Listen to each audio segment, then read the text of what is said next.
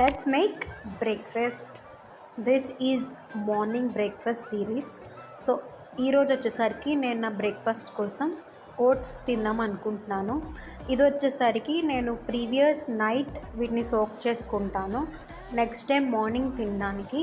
So మీరు ఒక్కసారి ఇది తిన్నారంటే చాలా అంటే చాలా ఇష్టపడతారు అనమాట.